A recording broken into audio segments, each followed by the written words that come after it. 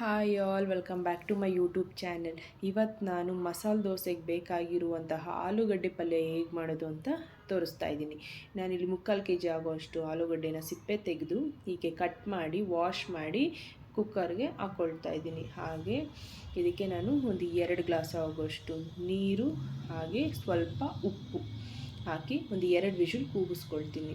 So ಇದು ಆರಿದ ಮೇಲೆ ನಾನು ಆಲೂಗಡ್ಡೆನ ಸ್ಮ್ಯಾಶ್ ಮಾಡಿ ಇಟ್ಕೊಂಡಿರ್ತೀನಿ. ಹಾಗೆ ಒಂದು ಪ್ಯಾನ್ ಇಟ್ಕೊಂಡಿದ್ದೀನಿ. ಅದಕ್ಕೆ ನಾನಿಲ್ಲಿ ಒಂದು 3-4 ಸ್ಪೂನ್ ಆಗೋಷ್ಟು ಎಣ್ಣೆ, ಸ್ವಲ್ಪ ಆಲೂಗಡ್ಡೆ ಪಲ್ಯಕ್ಕೆ ಜಾಸ್ತಿನೇ ಎಣ್ಣೆ ಬೇಕಾಗುತ್ತೆ ಮಸಾಲೆ ದೋಸೆ ಅಂದಮೇಲೆ.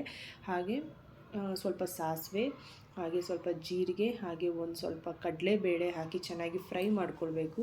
ಇದು ಫ್ರೈ ಆದಮೇಲೆ ನಾನಿಲ್ಲಿ ಖಾರಕ್ಕೆ ಇಲ್ಲಿ ನಾನೊಂದು 7-8 ಹಸಿಮೆಣ್ಸಿನ್ಕಾಯಿ ಯೂಸ್ ಮಾಡಿದ್ದೀನಿ. ನೀವು ಖಾರಕ್ಕೆ ನೀವು ನೋಡ್ಕೊಂಡು ಎಷ್ಟು ಬೇಕೋ ಅಷ್ಟು ಹಾಕೊಬೋದು. ಸೊ ಮೆಣಸಿನ್ಕಾಯಿನೂ ಫ್ರೈ ಆದಮೇಲೆ ಸ್ವಲ್ಪ ಸಿಡಿಯುತ್ತೆ, ನೋಡ್ಕೊಂಡು ಮಾಡಿ. ಈಗ ನಾನು ಅದಕ್ಕೆ ಈರುಳ್ಳಿ, ದೊಡ್ಡ ಸೈಜ್ ಇರೋ ಅಂತಹ 3 ಈರುಳ್ಳಿನ ನಾನಿಲ್ಲಿ ಉದ್ದುದ್ದಾಗಿ ಹೆಚ್ಕೊಂಡಿದ್ದೀನಿ, ಅದನ್ನು ಕೂಡ ಆ್ಯಡ್ ಮಾಡ್ತಾಯಿದ್ದೀನಿ. ನಾನಿಲ್ಲಿ ಈರುಳ್ಳಿನ ಸ್ವಲ್ಪ ಕ್ರಂಚಿಯಾಗಿ ಬೇಯಿಸ್ಕೊಳ್ತೀನಿ, ಫುಲ್ಲಾಗಿ ಸಾಫ್ಟಾಗಿ ಬೇಯಿಸ್ಕೊಳ್ಳಲ್ಲ, ನಮ್ಗೆ ಹಾಗೆ ಇಷ್ಟ. ಸೊ ನಿಮ್ಗೆ ಹೆಂಗೆ ಬೇಕೋ ಹಾಗೆ ನೀವು ಮಾಡ್ಕೊಳ್ಳಿ. ಈಗ ನಾನು ಅದಕ್ಕೆ ಒಂದು ಟೊಮೊಟೊನ ಸಣ್ಣದಾಗಿ ಹೆಚ್ಚಿ ಅದನ್ನು ಕೂಡ ಆ್ಯಡ್ ಮಾಡಿದ್ದೀನಿ. ಹಾಗೆ ನಾನಿಲ್ಲಿ ಒಂದು ಅರ್ಧ ಬೌಲ್ ಆಗೋಷ್ಟು ಹಸಿ ಬಟಾಣಿ ಕೂಡ ಬೇಯಿಸ್ಕೊಂಡು ಇಟ್ಕೊಂಡಿದ್ದೆ, ಅದನ್ನು ಕೂಡ ಆ್ಯಡ್ ಮಾಡಿ ಸ್ವಲ್ಪ ಉಪ್ಪು ಹಾಕ್ತಾಯಿದ್ದೀನಿ ಟೊಮೊಟೊ ಬೇಯೋದಕ್ಕೆ. ನೀವು ನೋಡ್ಕೊಂಡು ಹಾಕಿ, ಮೊದಲೇ ಆಲೂಗಡ್ಡೆಗೂ ಕೂಡ ಹಾಕಿದ್ವಿ ನಾವು. ಸೊ ಎಷ್ಟು ಬೇಕೋ ಅಷ್ಟು ನೀವು ನೋಡ್ಕೊಂಡು ಹಾಕ್ಕೊಳ್ಳಿ ರುಚಿಗೆ. ಹಾಗೆ ಇದನ್ನು ಹಾಕ್ಬಿಟ್ಟು ಟೊಮೊಟೊ ಸಾಫ್ಟ್ ಆಗೋವರೆಗೂ ನಾವು ಬೇಯಿಸ್ಕೊಳ್ಬೇಕು. ಈಗ ಇದು ನೋಡಿ ಚೆನ್ನಾಗಿ ಬೆಂದಿದೆ. ಈ ಟೈಮಲ್ಲಿ ನಾನು ಇದಕ್ಕೆ ಸ್ವಲ್ಪ ಅರಿಶಿನ ಪುಡಿ ಹಾಕ್ತಾಯಿದ್ದೀನಿ ಕಲರ್ಗೋಸ್ಕರ. ಇದನ್ನು ಹಾಕಿ ಮಿಕ್ಸ್ ಮಾಡಿ, ಈಗ ನಾನು ಮೊದಲೇ ಆಲೂಗಡ್ಡೆನ ಬೇಯಿಸಿ ಇಟ್ಕೊಂಡಿದ್ವಲ್ಲ ಅದನ್ನು ಸ್ಮ್ಯಾಶ್ ಮಾಡಿ ಇದಕ್ಕೆ ಆ್ಯಡ್ ಮಾಡ್ತಾಯಿದ್ದೀನಿ. ಸೊ ಇದನ್ನು ಹಾಕಿ ಮಿಕ್ಸ್ ಮಾಡಬೇಕು. ಈ ಪಲ್ಯ ಚಪಾತಿಗೂ ತಿನ್ಬೋದು ನೀವು, ಮಸಾಲೆ ದೋಸೆಗೆ ಬೆಸ್ಟ್ ಕಾಂಬಿನೇಷನ್ ಅಂತ ಹೇಳ್ಬೋದು. ಹಾಗೆ ಪೂರಿ ಎಲ್ಲದಕ್ಕೂ ಚೆನ್ನಾಗಿರುತ್ತೆ. ನೀವು ಒಂದು ಸಲ ಆದರೂ ಮಾಡ್ಕೊಂಡು ತಿನ್ನಿ, ತುಂಬ ಚೆನ್ನಾಗಿರುತ್ತೆ. ಸೊ ನಾನು ಹೇಳ್ದಂಗೆ ನೀವು ಆಲೂಗಡ್ಡೆನ ಸ್ವಲ್ಪ ಈರುಳ್ಳಿನ ಸ್ವಲ್ಪ ಕ್ರಂಚಿಯಾಗಿ ಬೇಯಿಸ್ಕೊಳ್ಳಿ, ತುಂಬ ಚೆನ್ನಾಗಿರುತ್ತೆ. ಸೊ ಟ್ರೈ ಮಾಡಿ ಈ ಥರ ಒಂದು ಸಲ ಬೇಯಿಸ್ಕೊಂಡು. ಸೊ ಈಗ ನೋಡಿ ನಾನೆಲ್ಲ ಹಾಕಿ ಮಿಕ್ಸ್ ಮಾಡ್ತಾಯಿದ್ದೀನಿ. ಈಗ ಮಿಕ್ಸ್ ಆಗಿದೆ.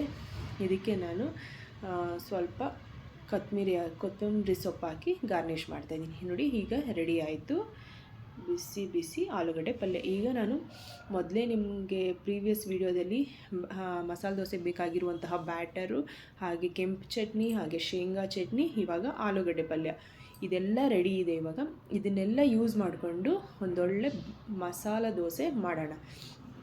ಒಂದು ಹೆಂಚು ಇಟ್ಕೊಂಡಿದ್ದೀನಿ, ಅದಕ್ಕೆ ಕಾದ್ಮೇಲೆ ಸ್ವಲ್ಪ ನೀರು ಹಾಕಿ ಹೀಗೆ ಚುಮುಕ್ಸಿ, ಹಾಗೆ ಅದನ್ನು ಸ್ವಲ್ಪ ಒರೆಸ್ಕೊಂಡು ಅದ್ರ ಮೇಲೆ ನೋಡಿ ಹೀಗೆ ನಿಧಾನವಾಗಿ ದೋಸೆನ ರೌಂಡಾಗಿ ಹಾಕ್ಕೊಳ್ಳಿ. ಅದು ಸ್ವಲ್ಪ ಬೆಂದ ಮೇಲೆ ಸ್ವಲ್ಪ ಎಣ್ಣೆ ಹಾಕ್ಕೊಂಡು ಅದ್ರ ಮೇಲೆ ಕೆಂಪು ಚಟ್ನಿನ ಸವರಿ, ಹಾಗೆ ಅದ್ರ ಮೇಲೂ ಸ್ವಲ್ಪ ಎಣ್ಣೆ ಹಾಕಿ. ಸೊ ನಿಮಗೆ ಎಷ್ಟು ಕ್ರಿಸ್ಪಿಯಾಗಿ ಬೇಕೋ ಅಷ್ಟು ಕ್ರಿಸ್ಪಿಯಾಗಿ ನೀವು ಬೇಯಿಸ್ಕೊಳ್ಬೋದು. ನೋಡಿ ಈಗ ಅದ್ರ ಮೇಲೆ ನಾನಿಲ್ಲಿ ಆಲೂಗಡ್ಡೆ ಪಲ್ಯ ಹಾಕಿ ರೋಲ್ ಮಾಡ್ತೇನೆ. ನಿಮಗೆ ಯಾವ ಶೇಪ್ ಬೇಕೋ ಆ ಶೇಪು ಮಡ್ಚ್ಕೊಳ್ಳಿ.